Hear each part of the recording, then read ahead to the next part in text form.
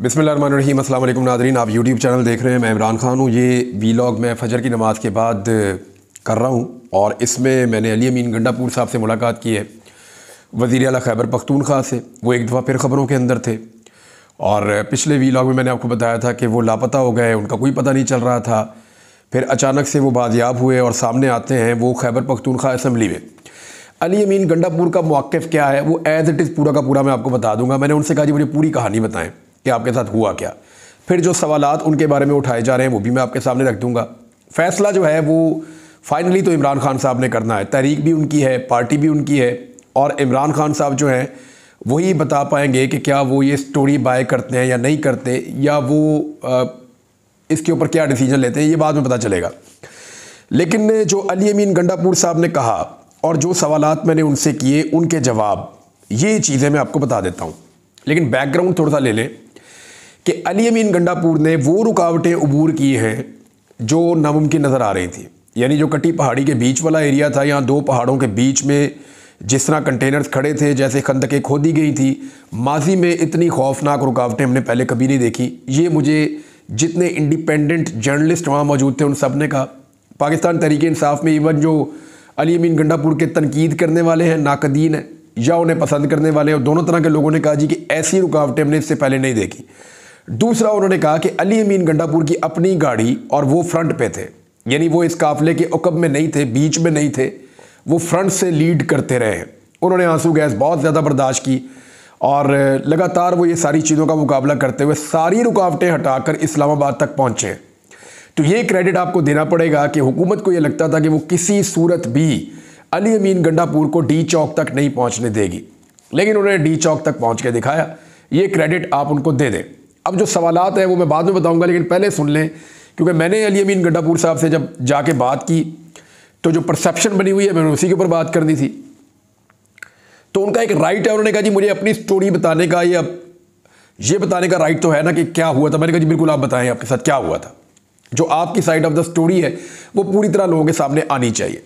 तो अली अमीन गंडापुर साहब ने कहा कि मैं अपनी हिकमत अमली के तहत जब डी चौक पे पहुंचा तो हमारा काफिला दो हिस्सों में तकसीम हो गया था और काफिले का एक छोटा हिस्सा लेकर मैं डी चौक में आया था। उस वक्त हमारे ऊपर बदतरीन शेलिंग की, हमारे नौजवानों ने पुलिस का मुकाबला किया और मैंने वहाँ पे खिताब भी किया था और हमारे ऊपर इतना प्रेशर बढ़ गया था और जो हमारा पीछे वाला बड़ा काफिला है वो काफ़ी पीछे था। ये मैंने वहाँ पे मुख्तलिफ लोगों से पहले पूछा कि काफिले का कितना फासला था, तो उन्होंने कहा कि जिस वक्त अली अमीन गंडापुर डी चौक में मौजूद थे उस वक्त काफिला जो है वो सेंटोरस के करीब मौजूद था। ये 5-6 किलोमीटर बनता है और इतनी दूर काफिला था। अली अमीन गंडापुर इधर थे और जब बहुत ज़्यादा प्रेशर बढ़ा तो इन्होंने अपनी गाड़ियाँ, गंडापुर साहब के बकौल कहते जी हम चले गए केपी हाउस में, खैबर पख्तूनख्वा हाउस में हम पहुँचे। हमने रास्ता उन्होंने जो लिया वो भी बताया कि ये निकले प्रेस क्लब वाली साइड से, वहाँ से घूम के उधर गए, वहाँ पे एक होटल है इस्लामाबाद में, मैरियट होटल, उसके सामने से गुजरते हुए ये खैबर पख्तूनख्वा हाउस में चले गए। जब ये खैबर पख्तूनख्वा हाउस में गए तो थोड़ी देर के बाद वहाँ पे रेड हो गया। पुलिस ने और रेंजर ने दरवाजे तोड़ना शुरू कर दिए, अटैक कर दिया। बकौल अली अमीन गंडापुर के जो उन्होंने मुझे बताया, उन्होंने कहा फायरिंग हुई और हमने फायरिंग सुनी, लोगों के ऊपर टॉर्चर भी कर रहे थे। अली अमीन गंडापुर के बकौल ये ऊपर एक मंजिल में मौजूद थे जहाँ पे सीएम का कमरा होता है और आसपास दीगर और कमरे भी होते हैं, फैमिली एरिया एक बनाया हुआ होता है। वो कहते हैं मैं वहाँ मौजूद था तो वहाँ पे एक शख्स ने, अच्छा ये उन्होंने मुझे कहा कि यार आप ऑफ द रिकॉर्ड रखिएगा, उस बंदे का नाम ना बताइएगा और कोशिश करें कि डेजिग्नेशन भी ना बताएं, लेकिन आप ये बताएं कि मुझे एक शख्स ने वहाँ से इशारा करके निकाला कि आप इस तरफ को आ जाएँ। वो मुझे एक दूसरी सिमत लेकर गया और ले जाके उसने मुझे एक पिकेट, ये पिकेट जो होती है जिसके अंदर वो बैठते हैं गनमैन, सिक्योरिटी के लिए जो बैठते हैं, उन्होंने कहा एक पिकेट थी उसकी छत पे मुझे चढ़ा दिया कि आप इस छत पे चढ़ के छुप जाएं। तो अली अमीन गंडापुर के बकौल वो उस पिकेट की छत के ऊपर छुप गए। नीचे पुलिस टॉर्चर करती रही, गिरफ्तारियां करती रही, लोगों को सीटती रही और रेंजर्स भी मौजूद थी। अली अमीन गंडापुर ने मुझे 3-4 मरतबा कहा कि रेंजर्स और पुलिस दोनों ने मिलकर ये कार्रवाई की है। फिर उन्होंने कहा जी मैं वहाँ पर लेटा रहा और मैं जायज़ा लेता रहा और ये फिर शाम का वक्त हो गया, रात का। फिर अली अमीन गंडापुर ने बताया कि वही शख्स दोबारा आया और उसने मुझे कहा कि जी आप अपना लोकेशन तब्दील कर लें क्योंकि अब वो दोबारा सर्च ऑपरेशन के लिए आएंगे और जब वो आएंगे तो फिर वो ये वाली पिकेट पे भी आएंगे और इसको भी चेक करेंगे, तो आप दूसरी जगह पे आ जाएं।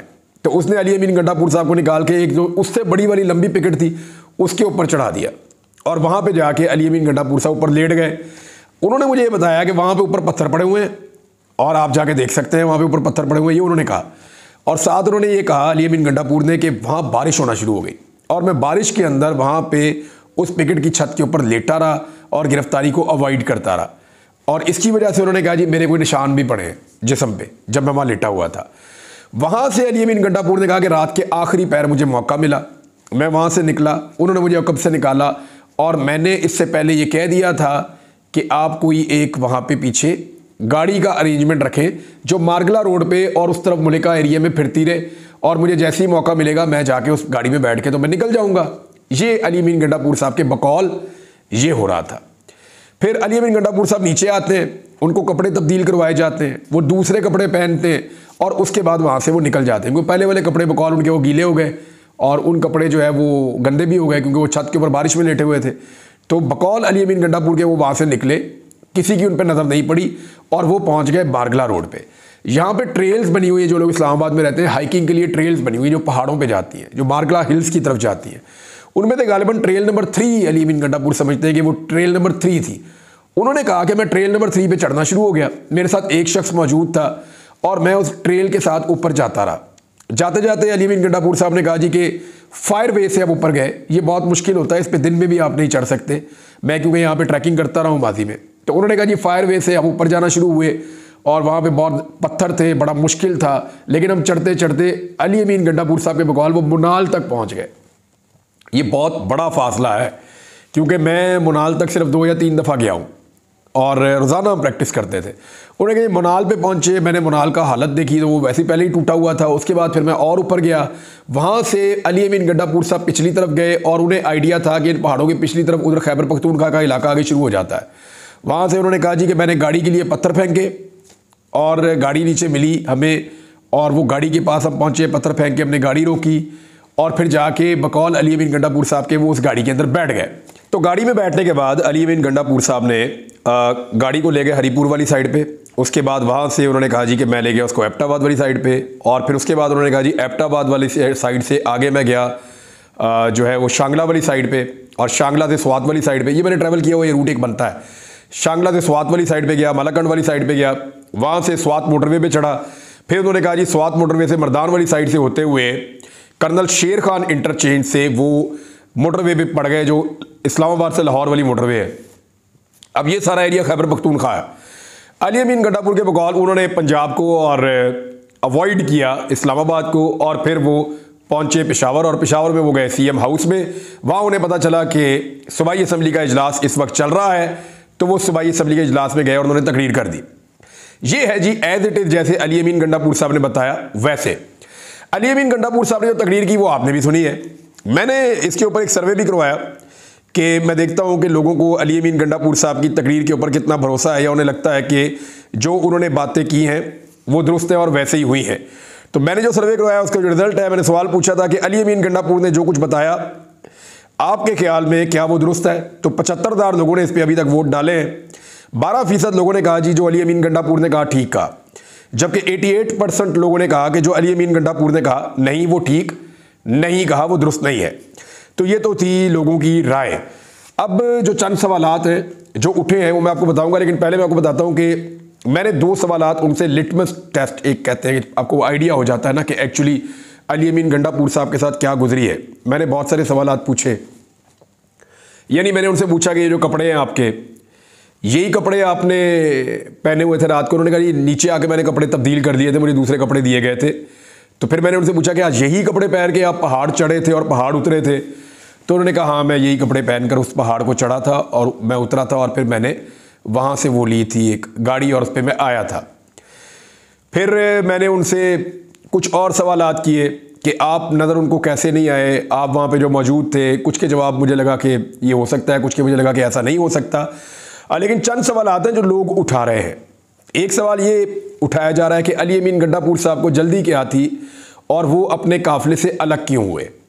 यानी जो मेन काफ़िला था, बड़ा काफ़िला था, उन्होंने सबको लेकर पहुंचना था, उनके पास इतनी बड़ी तादाद में लोग थे, एक दिन से ज़्यादा टाइम गुजर चुका था और वो मौजूद थे, तो वो अपने काफ़िले से अलग होकर एक डिफरेंट रूट से क्यों पहुंचे, जबकि बहुत बड़ी तादाद में लोग कश्मीर हाईवे पे और फैसल एवेन्यू पे उनका इंतज़ार कर रहे थे। मैंने उनसे जब ये पूछा तो उन्होंने कहा कि यहाँ पे बहुत ज़्यादा रुकावटें थी।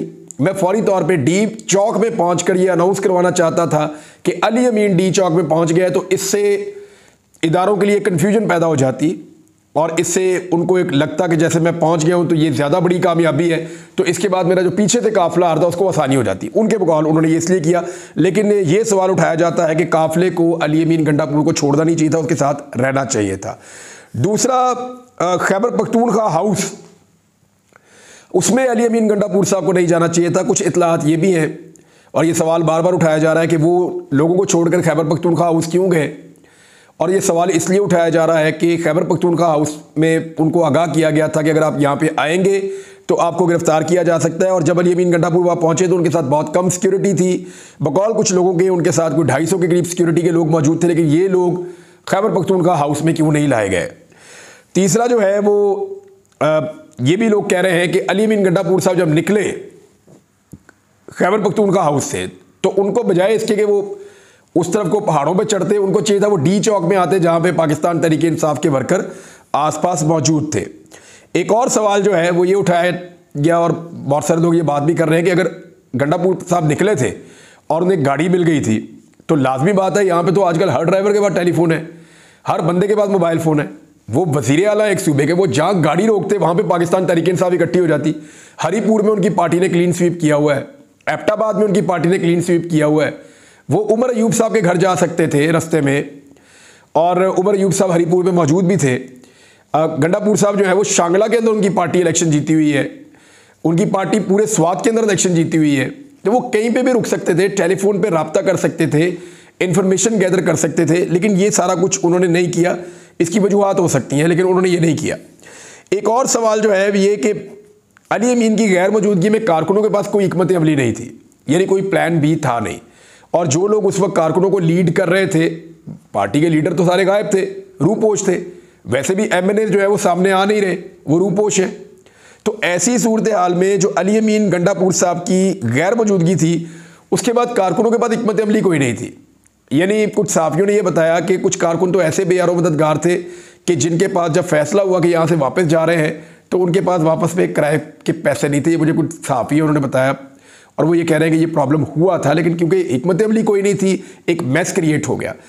चंद सवालात और हैं। अली अमीन गंडापुर साहब ने ये कहा कि मोहसिन नकवी साहब का जो स्टेटमेंट है उसको अली अमीन गंडापुर साहब ने उसकी तौसीक कर दी कि जी हमारे पास नहीं थे और हमने अली अमीन गंडापुर को गिरफ़्तार नहीं किया, जबकि उनके भाई कह रहे थे कि मेरे भाई को गिरफ़्तार कर लिया गया है।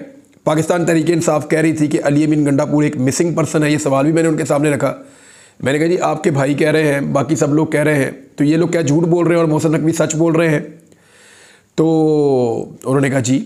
और उसके बाद मैंने उनसे पूछा कि ये जो आपकी पार्टी ने धरने का ऐलान किया, इसके बारे में आप क्या कहते हैं? कहते जी मुझे धरने का नहीं पता था, मुझे सिर्फ ये था कि मैंने डी चौक पहुंचना है। इमरान खान ने कहा था कि अली अमीन तुम अकेले भी पहुंचे तो डी चौक पहुंच जाना, ज़्यादा रुकना मत, कोशिश करना कि डी चौक पहुंच जाना। तो मैं डी चौक पहुंचा, हर हाल में मुझे पहुंचना था और मैं दिन की रोशनी में पहुंचना चाहता था, इसलिए मैंने एक दूसरा रास्ता भी इख्तियार किया और मैं चाहता था कि मैं पहुंचूंगा तो बड़े काफिले को आने का मौका मिलेगा।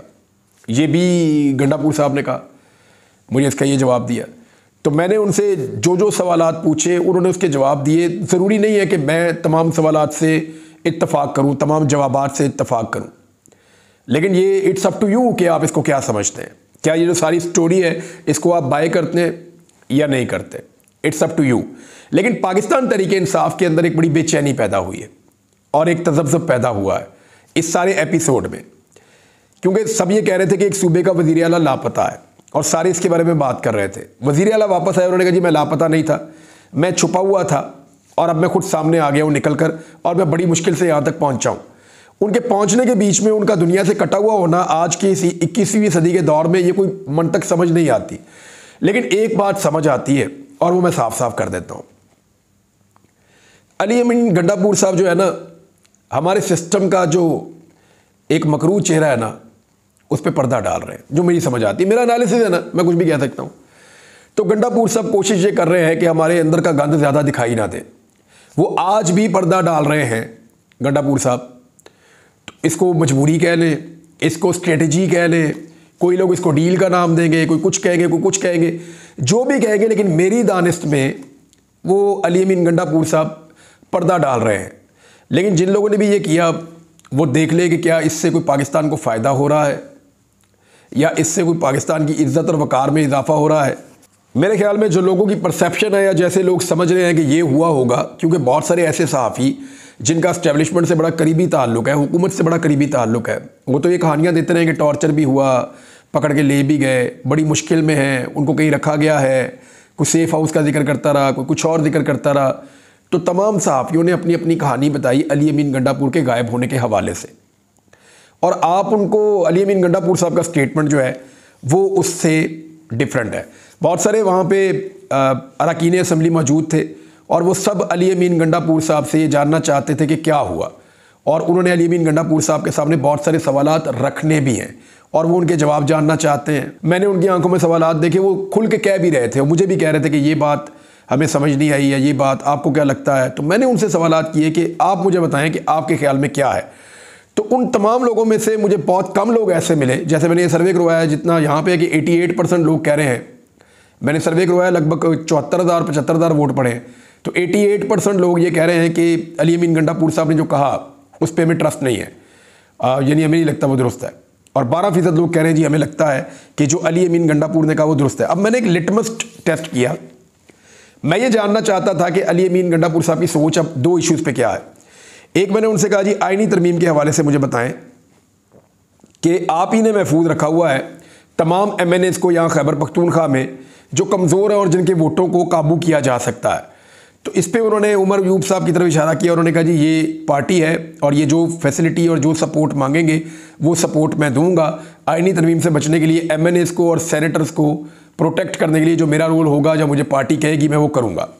दूसरा, मैंने उनसे PTM के बारे में पूछा कि जी PTM के जो एक जरगे का हो रहा है कि एक कौमी जरगा हो रहा है, पश्तून कौमी जरगा, तो उसके बारे में आप क्या कहते हैं। तो उन्होंने कहा जी देखिए वो PTM का प्लेटफॉर्म है और आज उनके ऊपर पाबंदी लग गई है, और आईन पाकिस्तान के मुताबिक क्योंकि वफाकी हुकूमत के बाद ये इख्तियार है तो उन्होंने ये पाबंदी लगा दी और मैंने इसी आइन के तहत हलफ उठाया हुआ है। तो ये तो एक आइनी मामला है, लेकिन मैं ज़ाती तौर पे ये कहता हूँ कि उनके साथ ज़्यादती की गई है। ये पाबंदी लगानी थी तो पहले लगा देते, अब ऐन मौके पे जब उनका प्रोग्राम आ रहा है तो ये पाबंदी लगाई गई है, तो ये अफसोसनाक है और ये गलत है, उनके साथ ये ज़्यादती हो रही है, ये नहीं होना चाहिए था उनके साथ। लेकिन जब मैंने उनसे कहा कि क्या आप फैसिलिटेट करेंगे या आप इसको किस नुक्ते से देखेंगे, उन्होंने कहा जी उनका मामला अदालत में है। तो इसके ऊपर अली अमीन गंडापुर साहब का ये मौक़िफ़ था। अब नाज़रीन, मैंने आपको सारी चीज़ें बताई हैं जो उन्होंने मुझे बताई हैं, कुछ और चीज़ें मुझे याद आएंगी आपको अगली व्लॉग में बता दूंगा, क्योंकि मैंने बड़ी देर तक वहाँ बैठ के बातचीत की है। लेकिन एक चीज़ है, असल फ़ैसला होगा तब जब इमरान खान साहब के सामने ये सारी सिचुएशन जाएगी। वो सहाफ़ियों के साथ मुलाकात करेंगे, अपनी पार्टी के लोगों से मुलाकात करेंगे, सुना है आज भी एक वफ़द जा रहा है उनको मिलने के लिए, तो वहाँ पता चलेगा कि इमरान खान साहब इस सारे एपिसोड को कैसे देखते हैं, इसके बारे में क्या स्टेटमेंट जारी करते हैं, और वो जो स्टेटमेंट देते हैं उसके असरात फिर क्या आते हैं। लेकिन एक चीज़ पाकिस्तान तहरीक इंसाफ के कारकुनों के लिए बहुत इंपॉर्टेंट है, और वो ये है कि अगर तो वो अली अमीन के पीछे चल रहे हैं तो शायद वो मायूस हो जाएं, लेकिन अगर वो इमरान खान के पीछे चल रहे हैं और उसके नज़रिए के साथ खड़े हैं तो ऐसी चीज़ें तो होती रहती हैं, यानी कोई दिन ऐसा तो कोई दिन ऐसा, ये चीज़ें तो होती रहती हैं। अगर किसी नज़रिए के साथ खड़े हुए कारकुन हैं तो फिर उनके लिए मायूसी की गुंजाइश नहीं है जब तक कि वो अपने मकसद को हासिल ना करें। लेकिन अगर वो एक नज़रिए के साथ नहीं खड़े हुए, शख्सियात के साथ खड़े हुए हैं, तो फिर आपके पास गुंजाइश है कि आप मायूस भी हो सकते हैं। ये एक सारी एपिसोड है और इस तरह की चीज़ें होती रहती हैं, पहले भी हुई हैं पाकिस्तान की पॉलिटिक्स में, आज एक नई एपिसोड हुई है। लेट्स सी कि इमरान खान साहब इसके ऊपर क्या कहते हैं। अब तक के लिए इतना ही, अपना ख्याल रखिएगा, अपने चैनल का भी। अल्लाह हाफ़िज़।